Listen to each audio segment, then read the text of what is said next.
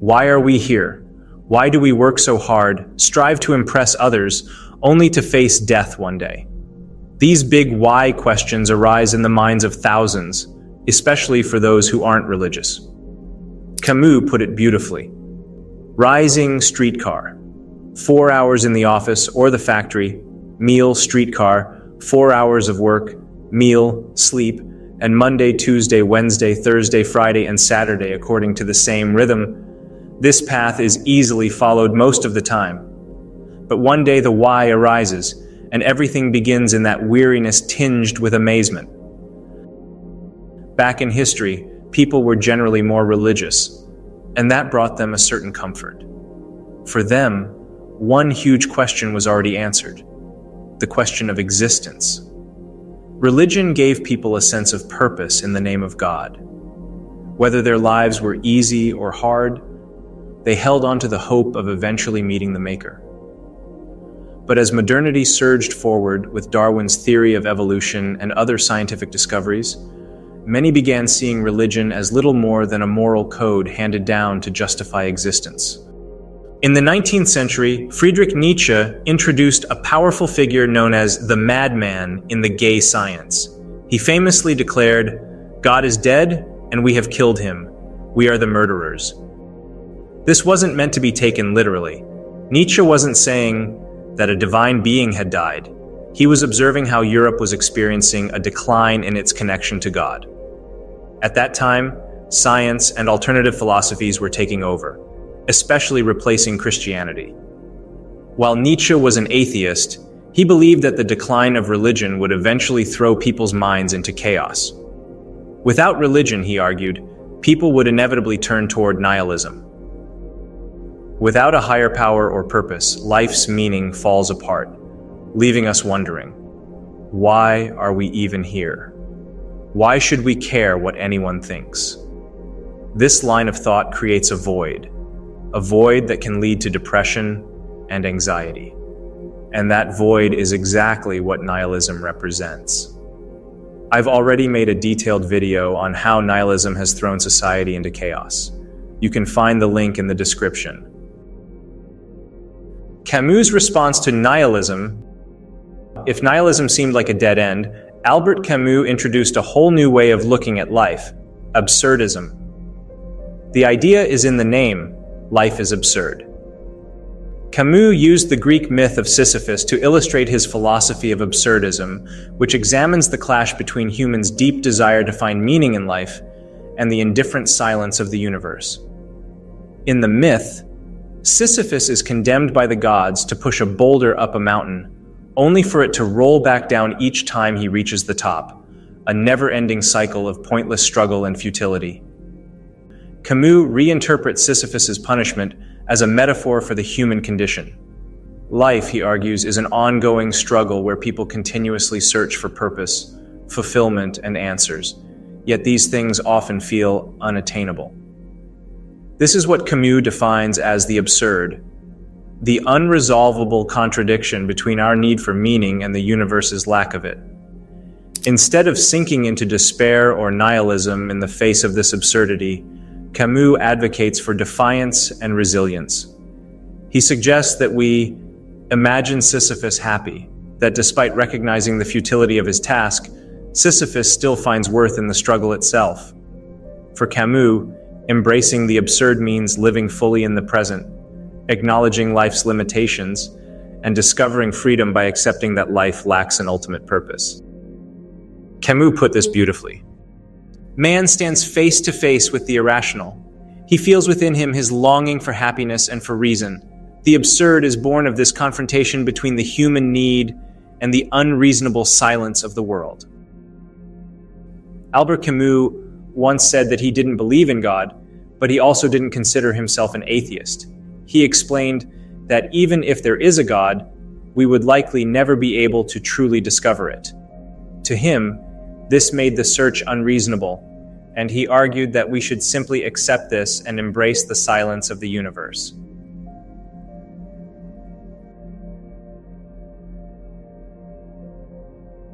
Camus proposed 3 different paths a person might take to confront this reality. Humans are wired to search for meaning, but Camus suggested that one way to deal with the absurdity of existence is to adopt a belief system. Any belief system, really, as long as it's not nihilism.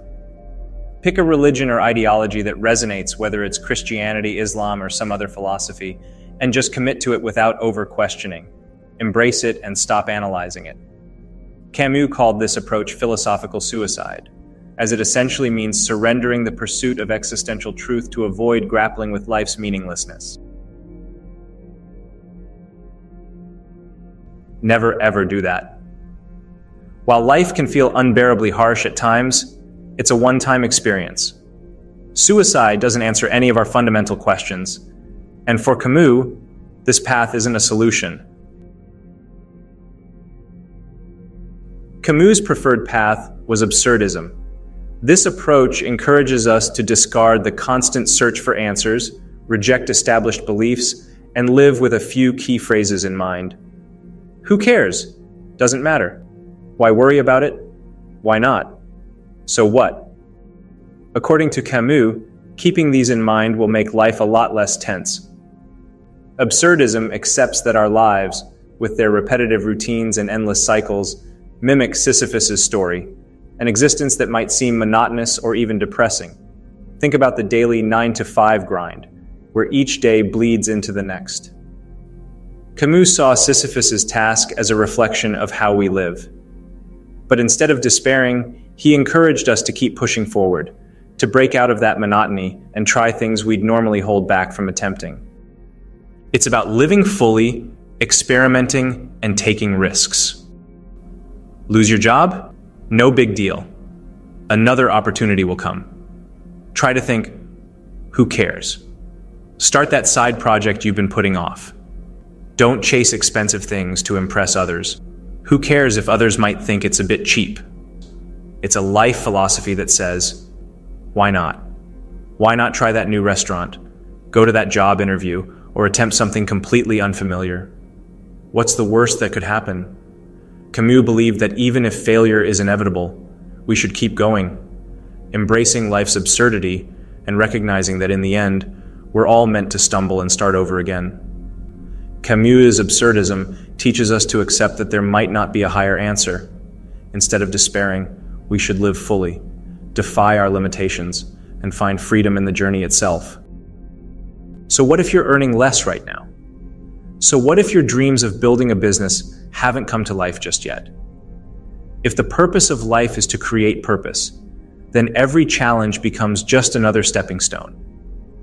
By embracing a "so what" attitude, the fear of failure begins to lose its grip, freeing you to take risks and go after goals that might have once felt intimidating. This mindset of not being held back by outcomes but rather focusing on the act of doing unlocks courage, resilience, and ultimately, a life led by personal ambition rather than the pressure of external validation. So, let's all accept the absurdity of life and choose to live fully. If you have freedom, health, and life itself, what more could you ask for? After all, even Sisyphus with his endless task found happiness in the journey. We're luckier still because we have the choice to do different things, to explore, and to make changes along the way. Instead of settling for nihilism, absurdism offers us something more.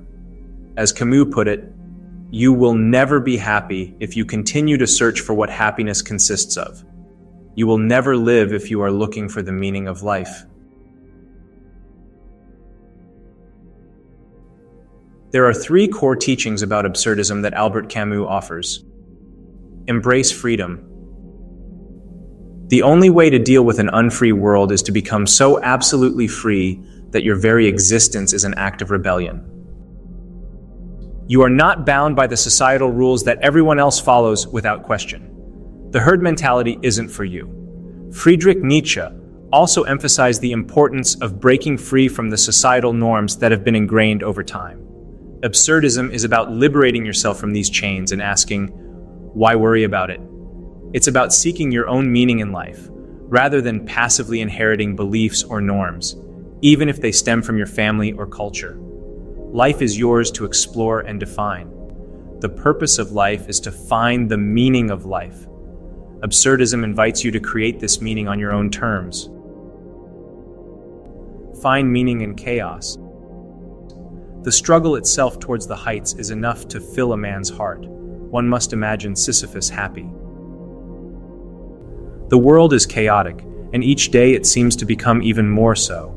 Nihilism is pervasive. People feel weighed down, hypertension is rising, and suicide rates are climbing. But absurdism offers a different approach. It gives us a reason to live. It encourages us to find our own meaning amid the disorder. Who cares if others think you're strange for pursuing your own path? They may already have opinions, so let go of that worry. Who cares if the direction you choose is unconventional or unexpected? It's your journey, and the happiness it brings is yours alone. Rather than chasing external validation or conforming to predefined milestones, fulfillment can come from pursuing your passions, building true connections, and cherishing the small moments. Absurdism reminds us that life doesn't have an inherent purpose, but it's up to each of us to create our own meaning. Embrace suffering. What matters is not the experience of suffering, but how we respond to it. Camus' life was marked by hardship, which profoundly shaped his ideas. Born into poverty in Algeria, he lost his father during World War I and was raised by his mother under challenging conditions. These struggles fostered his sensitivity to human suffering and social injustice. From a young age, Camus battled tuberculosis, which often forced him to confront the fragility of life and fueled his exploration of mortality and existentialism. These personal battles found expression in the myth of Sisyphus, where he describes life as a constant struggle for purpose in a universe that offers no answers. Despite this, Camus argued that we should embrace life's absurdity rather than fall into despair, finding joy in the struggle itself. His commitment to human rights and social justice during times of war and oppression, especially in World War II and the Algerian War, deepened his understanding of human suffering. These experiences brought him moral conflict, but strengthened his belief in compassion over rigid ideology. From these challenges, Camus concluded that suffering, though inevitable, can cultivate resilience and a deeper appreciation for life's fleeting beauty. Through absurdism, Camus invites us to live fully and boldly in the face of life's inherent struggles, creating our own purpose, reveling in our freedom, and finding meaning despite the chaos. Camus' concept of the absurd hero embodies his unique perspective on suffering, resilience, and the pursuit of meaning within a seemingly indifferent universe. His characters, like Meursault in The Stranger and the protagonist of The Plague, embody this ideal. They confront life's suffering and absurdity without seeking refuge in conventional beliefs or societal narratives. Rather than escaping into faith or tradition, they recognize life's harsh realities and choose to create meaning through personal actions, choices, and relationships. Absurdism, a double-edged sword. Absurdism offers a happier and more liberating way to live, but let's be real here. Camus's idea of not caring at all works to a point. Eventually, there comes a time in life where just not caring may lose its charm because, ultimately, it's rooted in believing in nothingness. The problem with these philosophies is they may turn you away from faith and herd morality, giving only temporary relief, not a permanent answer. The concept of who cares has also shaped the mentality of some people online today, like OnlyFans creators, or others who live without regard for consequence.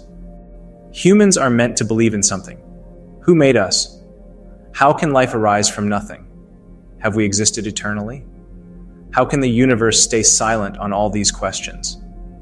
Such thoughts create a chaos that grows in our minds every day. If the answer is nothing and that humans don't matter, then the result mirrors the feelings of nihilism, depression, emptiness, and thoughts of ending one's own life, which is harmful. We can't just accept the absurdity of life without sometimes bouncing back to faith or other meaningful ideas. Humans are naturally driven to seek satisfaction in something greater, something that fills their sense of purpose. And no philosophy explains life better than religion. Now, That doesn't mean you have to believe in any specific religion, but it does mean we should explore why we exist. This purpose is at the heart of humanity's quest for meaning. Rather than solely embracing the absurdity, we can use it as motivation to explore, question, and seek our own answers. In doing so, one might find meaning in faith, philosophy, relationships, or other aspects of life. The key is not to settle with the idea that life is nothing and humans don't matter, but rather to use absurdism as a catalyst to carve out personal meaning. So instead of fully adopting Camus' version of absurdism, we should take its positive aspects, not the whole concept. Take Bruce Lee's advice regarding philosophies like these. Absorb what is useful, discard what is useless, and add what is specifically your own.